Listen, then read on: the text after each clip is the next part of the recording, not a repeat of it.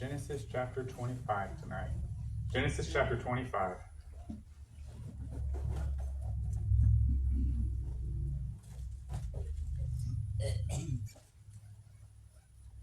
And the last time that we were studying together, which feels like a lifetime ago to me, I don't know, it was just 2 weeks, but we were in chapter 24 and looking at Abraham, thinking about the end of his life and preparing for Isaac to have the right kind of bride so that he would be able to continue in the promises of God. But in chapter 25, we pick up and we have reached the end of Abraham's life.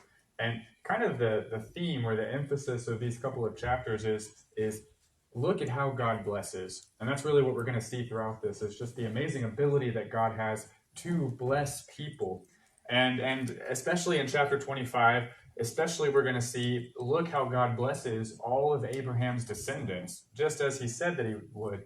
Now, Genesis chapter 17 and verse 5. In Genesis 17 and in verse 5, that's when God came to Abraham and he said that he would make Abraham the father of many nations. And so, of course, we tend to focus naturally on the nation of Israel and all that went on there. But God told Abraham that he'd be the father of many nations. And that's what we see starting in Genesis 25. It says he again took a wife, and her name was Keturah. And I'm not going to read all these names, but it lists the names of her sons that Abraham had with her. And I want to say that there's at least 7 of those boys. And then it lists some of their sons. And so you have the grandsons of Jacob through Keturah. And so he had several children. And we see it says in verse 5, it says, Abraham gave all that he had to Isaac, but he gave gifts to the sons of the concubines which Abraham had. And while he was still living, he sent them eastward, away from Isaac his son, to the country to the east. And some of these same names will show up in other parts of the Bible as nations. The book of Job refers to some of these same names as nations. They became many nations, just like was prophesied. But you notice the emphasis is still on Isaac. And that's really where everything is focused. In verse 5, it said, Abraham gave all that he had to Isaac. He gave some gifts to these boys as he sent them out east. But he's really focused on blessing Isaac and on the promised land that God had given to them. And even after Abraham dies, we're told God continues to bless Isaac. It says in verse 7, this is the sum of the years of Abraham's life which he lived, 175 years. And he breathed his last, and he died in a good old age, an old man full of years, and was gathered to his people. And that's verse 8 is especially important because this is what God had told Abraham in Genesis chapter 15 and verse 15. In Genesis 15:15, God said, you will be buried at a good old age. And so just like God said, that's exactly what happened to Abraham. You can see Moses is really trying to point out all of the ways that God kept these promises to Abraham. I think there's a reason for that we'll look at in a minute. But let's keep going. He says in verse 9, his son Isaac and Ishmael buried him in the cave of Machpelah, which is before Mamre, in the field of Ephron the son of Zohar the Hittite, the field which Abraham purchased from the sons of Heth. And there Abraham was buried, and Sarah his wife. And he had buried Sarah there some time before, but he himself was buried there now, honored at his death as a righteous leader of his family. And it came to pass after the death of Abraham that God blessed his son Isaac, and Isaac dwelt at Beer Lahai Roi. Remember, that's the place where Hagar came across God when she fled from Sarah while she was pregnant with Ishmael. She came to that place, and this name here in verse 11, it means the God who sees me, is what that means. And so that's where Isaac has taken up living, and that's where is God's sight? Where are his eyes focused at this time? Not on those sons who went out east, who came from Keturah. The God who sees me, it's focused right there on Isaac. It doesn't say, and I'm sure God blessed the other ones, but the focus, he says, God blessed his son Isaac. That's where God's eyes are focused. That's where his sight is trained, because Isaac is the son of promise. And then it tells us about Ishmael's family. And it says, this is the genealogy of Ishmael, Abraham's son, whom Hagar the Egyptian, Sarah's maidservant, bore to Abraham. And so it lists his sons. Now this is kind of fun. Ishmael had 12 sons. Later Jacob is going to have 12 sons of Israel. Ishmael had 12 sons. And so Abraham was told to be the father of many nations. And so he has a whole bunch of sons, just like Jacob will later. And you see that in verse 16, it says that these were the sons of Ishmael, and these were their names by their towns and their settlements, 12 princes according to their nations. And so those 12 sons became nations of their own. And so you talk about many nations. This is really a lot of nations that are coming from just this one person, Abraham. And it says that the years of the life of Ishmael was 137 years, and he breathed his last and died, and was gathered to his people. And it kind of describes there then some places that he lives, but it says he died in the presence of all of his brethren. And so if Abraham has a son, that son goes on to have nations come from him, is kind of the idea. And Keturah had all those boys, and then Ishmael had 12 sons, and all of these people are blessed by God just simply because they come from Abraham. And that's what becomes kind of sort of the puzzle when you get to verse 19 is Isaac is the son of promise, but it does not appear at first glance like he is receiving all of the blessings the way that Ishmael and Keturah is. His ability to have children and the children that he has, there's a lot of struggle involved with that right from the start. And it starts in verse 19. It says, this is the genealogy of Isaac, Abraham's son. Abraham begot Isaac. And when Isaac was 40 years old, when he took Rebekah as wife, the daughter of Bethuel, the Syrian of Padan Aram, the sister of Laban, the Syrian, Isaac pleaded with the Lord for his wife because she was barren. And so we just read about all of Keturah's children and Ishmael's 12 sons. And Ishmael and Isaac, they're half-brothers, both from Abraham. So when you read the words, this is the genealogy of Isaac, what you expect to read is a whole bunch of sons, the 12 sons of Isaac, all these people that came from him. That's how the text is kind of setting us up. But instead it says that the one son of promise, the one that everything is focused on, his wife is barren. And so the Lord, he pleaded with the Lord, and the Lord granted his plea, and Rebekah, his wife, conceived. And so when he has this problem, he turns to the Lord, and God helps him out with it. And then it continues, and it says, but the children struggled. And so first they had difficulty getting pregnant, and now that she is, the children struggle together within her. And so she says, if all is well, why am I like this? She says, something does not seem right with this. And so she went to inquire of the Lord, and the Lord said to her, 2 nations are in your womb.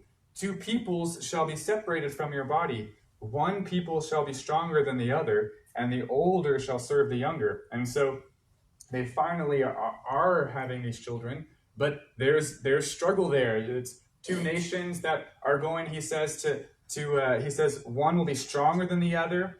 The older will serve the younger, and this struggle that continues. And even when you think about later on when they bury Isaac, it'll tell us that he only had the 2 sons.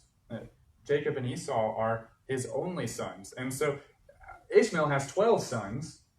Isaac just has the 2. This doesn't seem to have that same ring of many nations the way that the other ones are. And so the Israelites, as they're reading this, it's kind of that question of, why does it appear like Isaac is blessed less than Ishmael is? Yes? When Hagar ran away from being treated bad, wasn't it part of the Lord's promise to her that yes, her son would also be the father of many, yeah. Yeah, that he would bless Ishmael greatly. And even when Abraham, he has some doubts about Sarah having a baby, and he says, let Ishmael live before you forever. God says, I will bless Ishmael. It's just, he's not the son of promise. And so, in 2 different places, he promised to bless Ishmael. And God certainly followed through with that. That's one of those main themes here, is we see if God promises it, it really does come out to be that way. And so, but it's for Isaac, it's all of this struggle and this difficulty. And so verse 24, it says, when her days were fulfilled for her to give birth, indeed there were twins in her womb. The first came out red, and he was like a hairy garment all over. And that's a funny way to describe a baby, like a red, hairy garment. And so they called his name Esau. And afterward, his brother came out, and his hand took hold of Esau's heel, and so his name was called Jacob. And so Isaac was 60 years old when she bore them. They were 40 when they got, he was 40 when they got married, and he's 60 when he finally has babies. And so that's 20 years where they were waiting for that. And so the boys grew, and Esau was a skillful hunter, a man of the field, but Jacob was a mild man, dwelling in tents. And Isaac loved Esau because he ate of his game, but Rebekah loved Jacob. And so again, you have this idea, there's some discord here, there's some struggle, because you have two very different boys. And then you have parents who have favorites. They have preferences on which boy they prefer. That's just a recipe for conflict and struggle, is really what's being described here. And it's kind of interesting because when it describes Jacob, it says that he was a mild man. Now, your Bible may do the same thing as mine. There's a footnote in my Bible by the word mild, and it says, the footnote says complete. And that was confusing to me, and so I looked that word up. And it's actually, if you're familiar with Job chapter 1 and verse 1, do you remember how it describes Job in chapter 1 and verse 1? It says that he was a blameless man. That's the same word, the exact same word. There's no difference between what it says about Jacob here and what it says about Job in Job 1:1. The idea that he is blameless. Now we know Jacob made plenty of mistakes, and he sinned, and he did some things that he should not have done that come back to bite him later. But I think that the point that they're trying to make here is Jacob maybe was a little more mature than Esau was. And we kind of see that as their story progresses. And it says in verse 29, it says, Jacob cooked a stew, and Esau came in from the field, and he was weary. And so Esau said to Jacob, please feed me with the same red stew, for I am weary. Therefore his name was called Edom. Now, Edom is what they would call the country that came from him. And that's the Edomites who, Moses asked to go through their territory, and they say, you won't come through, and they have to circle all the way around it. These people come from Esau. And so Jacob said, sell me your birthright as of this day. And Esau said, look, I'm about to die. So what is this birthright to me? In other words, he's saying the birthright, that's the double portion. The father, if he has two sons, he's going to break it into three pieces. All his wealth, he'll break it into three pieces, give 2 pieces to Esau and 1 piece to Jacob. But he's saying, if I die, you get all 3 pieces. And so I might as well let you have the double portion and live another day. And so Jacob said, swear to me as of this day. And so he swore to him and sold his birthright to Jacob. And Jacob gave Esau bread and stew of lentils. And then he ate and drank and arose and went his way. And thus it says Esau despised his birthright. And that's clearly he wasn't actually going to die that day. If he didn't get food from Jacob, he could have gone a little farther and probably gotten some food from his mother or something like that. Clearly this was a rash decision that he made in sort of, I don't know. Sometimes when I get hungry, you call it hangry. I get a little emotional and I'm not quite myself. And clearly he was having one of those moments, but so much so that the book of Hebrews will talk about this moment in chapter 12, and it will call him profane. Profane meaning common, or someone who treats something special as if it's common. Yes. That's pretty much just it. Yeah, take it. Anything to get this one meal, Yeah. whether it was really worth all of that or not. Yeah, that's right. Was there another hand I thought I saw? Yes. Well, I was thinking that a lot of people I know, growing up in a rural community, a lot of the farmers' kids are like, oh, I hate this dirt. I want to go to a city and be a banker and never have to, drive a tractor, work in the hot sun again. And then as they get older, a lot of those people go back to the farm, I notice. And so I think some of this might be just Esau's youth, and he doesn't appreciate what Jacob has to offer. He wants to, kind of be his own, make his own way. He thinks, I'll make my own way. I don't need this What Isaac, yeah. from my dad. Yeah, perhaps he just doesn't appreciate what Isaac can give him. That's very possible too. And so I thought, did I see one more hand somewhere? Okay. Well, one way or another, it says he despised it, or as Hebrew says, he was profane about it, and that's like if you have Mine says he despised it. despised it, yeah. And he just didn't recognize how valuable that was. And so he traded it for nothing, for nothing. And so what we're presented with this is two sons. One of them is, in essence, sort of selfish and opportunistic, right? He just sees this opportunity and he takes it. And the other one is, he just doesn't take things serious enough. He despises or profanes the birthright that should belong to him automatically. And so we're set up for that conflict that we know is going to come in a couple of chapters. And that's sort of the idea is, this is the son of promise. And we saw how Keturah's sons and Ishmael's sons were so blessed, and they had all of these children and all of these things. And then you have the Isaac, and he only has the two boys, and it's a mess is kind of what it's presenting. As we get, as we get into chapter 26 then, we kind of see that Isaac has some struggles of his own, but we see Isaac growing. And it starts in chapter 26 with Isaac breaks the covenant that he has with Abimelech. Now, you might remember Abimelech. We saw him a few chapters ago, or at least we saw his father. Abimelech is the king of the Philistines, especially a particular city of Gerar, the Philistines. And we saw him in chapter 21. Chapter 21, after Isaac was born, Abraham had some struggles with the king of the Philistines, and they got together and they kind of hashed out their struggles, and they made a covenant with each other. And the first part of the covenant from chapter 21, Abimelech said, "Now therefore swear to me by God that you will not deal falsely with me." Right? No lies, no tricking me, nothing like that. Now why did he have to ask Abraham not to deal falsely with him moving forward? Abraham had lied about Sarah's relationship with him, said she's my sister. Well, that was true, but kind of left out some important information.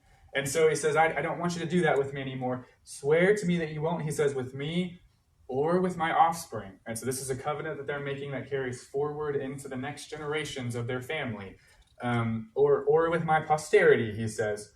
But according to the kindness that I have done to you, you will do to me and to the land in which I have dwelt. And Abraham said, I will swear. And so they made this covenant. Well, now Isaac comes to Abimelech. It says in 26 and verse 1, there was a famine in the land. Now this is besides the first famine that was in the days of Abraham. And so this is after Abraham has died. And he's saying this is a separate famine, but it reminds us of Abraham in that time. And he said, Isaac went to Abimelech, king of the Philistines in Gerar. And the Lord appeared to him and said, do not go down to Egypt. Live in the land of which I shall tell you. So it seems like Isaac is just pretty much doing whatever Abraham had done. When there was a famine in the land, Abraham went to Egypt, and he got in kind of the same kind of trouble there, you know. And so that's Isaac's intention. He's going through the Philistines to get to Egypt, but God stops him and says, don't go any further, right? Don't go down to Egypt. I want you to stay in this land.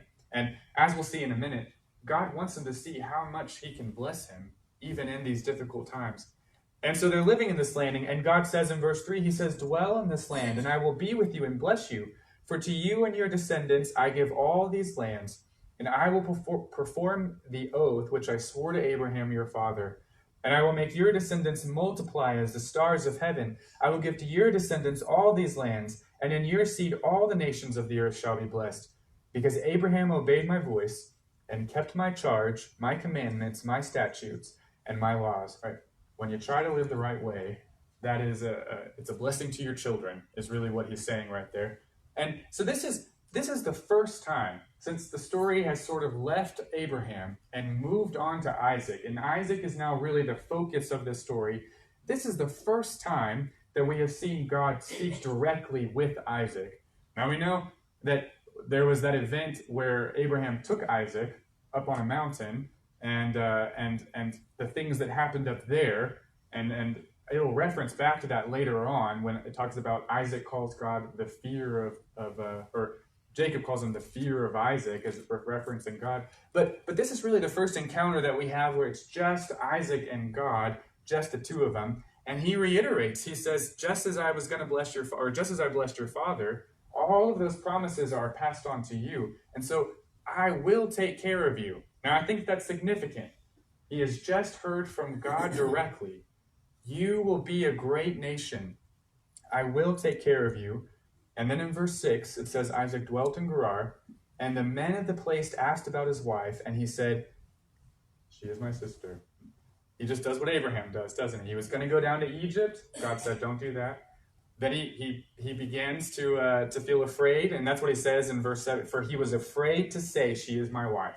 And so, just like Abraham, he said, she's my sister. Because he thought, lest the men of the place kill me for Rebekah, because she is beautiful to behold. And so he's just picked up right where Abraham did. And it says, it came to pass when he had been there a long time, that Abimelech, king of the Philistines, looked through a window and saw, and there was Isaac showing endearment to Rebekah his wife. Now, it doesn't tell us exactly what that means, but from the context we can tell it was obvious enough of an affection that he could tell they were married. And so verse 9, it says, Abimelech called Isaac and said, quite obviously, she is your wife. So how could you say she is my sister? And so Isaac fesses up and he says, because I said, lest I die on account of her. And so Abimelech said, what is this that you have done to us?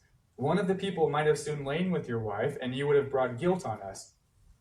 So Abimelech charged all his people, saying, he who touches this man or his wife shall surely be put to death. And so God promised to take care of him, but as Abraham did, he perhaps had some doubts or just had a moment of weakness. And so he tells this lie and breaks the covenant that Abimelech had with Abraham. And so there are consequences that follow. You pick up in verse 12, and it says, first of all, that Isaac sowed in that land and reaped in the same year 100-fold. Now why was he going down to Egypt? A famine. But he stays where God tells him to, and he sows the land, and he reaps 100-fold. God is taking care of him. God is blessing him far beyond what Isaac could anticipate or expect. And so it says the Lord blessed him. The man began to prosper, and he continued prospering until he became very prosperous. In other words, everything he did, it was like Midas's gold touch. It just turned into good things. He had possessions of flocks. He had possessions of herds. He had a great number of servants. And then the Philistines envied him. Now, if this is still during the famine, they are struggling, and they look, and everything that he touches works out great. And so they become envious of him. And so it says in verse 15, the Philistines had stopped up all the wells which his father's servant had dug in the days of Abraham his father, and they had filled them with earth. Now that probably is not out of envy. That's probably just information that we need to know that they had done previously. Because if you notice in verse 18, it says they stopped them up after the death of Abraham. And remember, Abraham and Isaac were kind of like Abraham and Lot. Their possessions were so great that they had kind of separated a little bit. They still lived in the same vicinity, but it says Abraham kind of lived up in this northern area, and Isaac had gone further south. They didn't live right in the same place, so that their flock had room to graze, their families had room to grow. And so after Abraham died, Isaac wasn't living up there. None of Abraham's family was living up there anymore because he sent all the rest of them east. And so the Philistines had just come in, and I think this was a common practice. A well that nobody is taking care of is a danger, because a well that nobody is taking care of is a well that children or livestock or whoever can fall into. And so they filled them up with dirt. That was just a way of sort of maintaining things. And so that's just information for us to know that the Philistines had previously done that. But they envied him, it said. And so verse 16, out of envy, Abimelech said to Isaac, go away from us, for you are much mightier than we. It's envy and perhaps a little bit of fear. He just keeps getting greater. If he really wanted to, he could just take our homes from us. He could just conquer over us. Please go away from us. And so Isaac departed from there, and he pitched his tent in the valley of Gerar, and he dwelt there. And Isaac dug again the wells of water which they had dug in the days of Abraham his father, for the Philistines had stopped them up after the death of Abraham, and he called them by the names which his father had called them. Now this is the second part of the covenant that Abraham made with Abimelech. The first part was, Abraham, don't lie to me anymore. I don't like that. The second part from Genesis 21 is Abraham rebukes Abimelech, and he says, your servants keep taking my wells away from me. And Abimelech says, I didn't even know that was happening. How can we make it right? And so Abraham gives him, those sheep, and he says, this is a sign between me and you, that these are my wells, and that you will not take them from me anymore. And so up to this point, that's all been going fine. They filled the wells in, but they hadn't been using Abraham's wells. And so it says that he even calls them by the name his father called them. He is reminding the people around there, Abraham dug these wells. These wells belong to Abraham, and we have a covenant. And so if I'm Abraham's son, these wells belong to me now. But, and it says in verse 19 also, Isaac's servants dug in the valley and found a well of running water there. But the herdsmen of Gerar, that's Abimelech's herdsmen, quarreled with Isaac's herdsmen, saying, the water is ours. And so it's kind of a, you did this to me, and so I'll do this to you kind of thing. Isaac broke the covenant with Abimelech about not lying, and so now these herdsmen are, well, this water belongs to us. They had the covenant, this is Abraham's well, but they say, this water belongs to us. And so Isaac calls the name of the well Issac because they quarreled with him. And Issac is just the word that means to quarrel. And so in essence, he's saying, this isn't worth it, right? You can have the well. I'm leaving here. And then verse 21, Isaac dug out another of those wells, but they quarreled over that one also. And so he called its name Sitnah. And Sitnah is a word that just means enmity. And he's just saying, this is a lot of struggle that just really isn't worth it. I have enemies over this water. And so he moves on. And Isaac, perhaps it's because he doesn't have a leg to stand on. He broke the covenant first. But also, he's just being a peacemaker. Right? He's not going to fight them over this water. He moves on to find a new place. And so verse 22, it says he moved from there, and he dug another well, and they did not quarrel over that one. And so he called its name Rehoboth, because he said, for now the Lord has made room for us, and we shall be fruitful in the land. And Rehoboth just means spaciousness, and saying, finally, but notice who he gives the credit to. He says, God made space for me. God gave me a place to live out here. And you notice there's kind of a correlation there. It says in verse 22, he went up from there to Beersheba. Now, Beersheba, that's where Abraham and Abimelech met to make their covenant together. So he's going back to the place where that covenant was first made, and God appears to him a second time. But notice it says that very same night, it says he appears to him, and he says, I am the God of your father Abraham. Do not fear.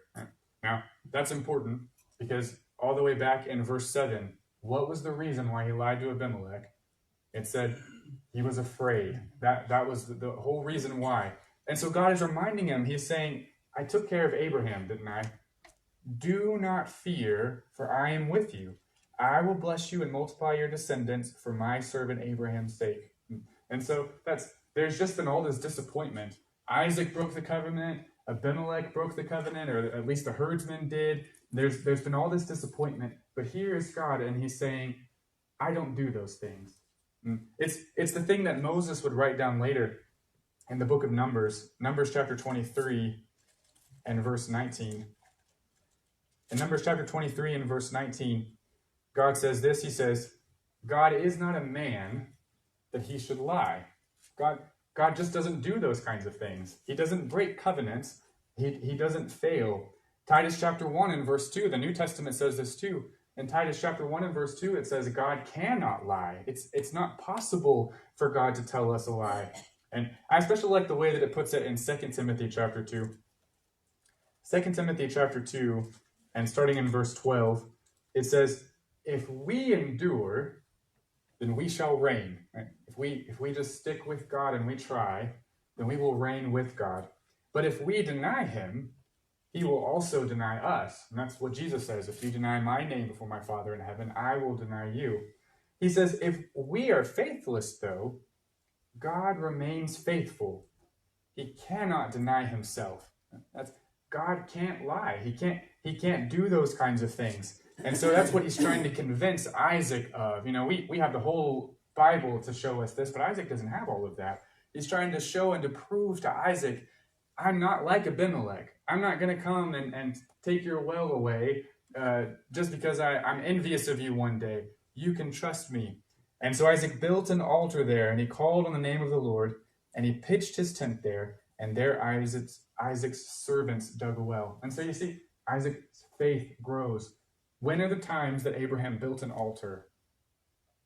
It's when God would appear to him, and Abraham would show that he was trusting in God, that his faith was growing. And so that's what Isaac is doing too. He builds this altar here as his faith is growing. And then history kind of repeats itself again.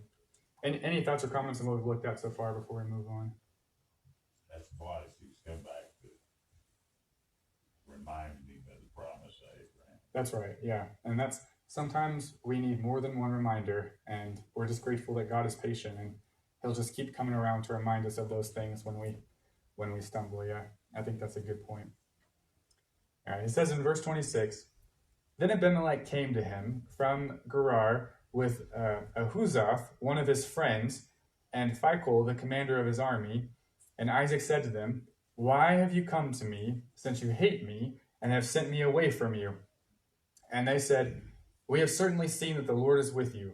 So he said, let there now be an oath between us, between you and us, and let us make a covenant with you. And so that's Abimelech is doing this again, or more likely, this is Abimelech's son. Abimelech is a title. It's kind of like, president or king or emperor. It's a title. And so more likely enough time has gone on that this is Abimelech's son talking with Abraham's son and making that same covenant, or at least a similar kind of covenant. It says, we can see that God is with you, and so we want to make a covenant that you will do us no harm, since we have not touched you, and since we have done nothing to you but good, and have sent you away in peace. Now, that's not entirely accurate, is it?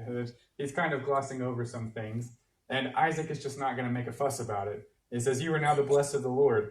And so he made them a feast, and they ate and they drank, and they arose early in the morning, and they swore an oath with one another. And Isaac sent them away, and they departed from him in peace. And it came to pass the same day that Isaac's servants came and told him about the well which they had dug, and they said, we have found water. And so they finally have the rest, the home that they're looking for.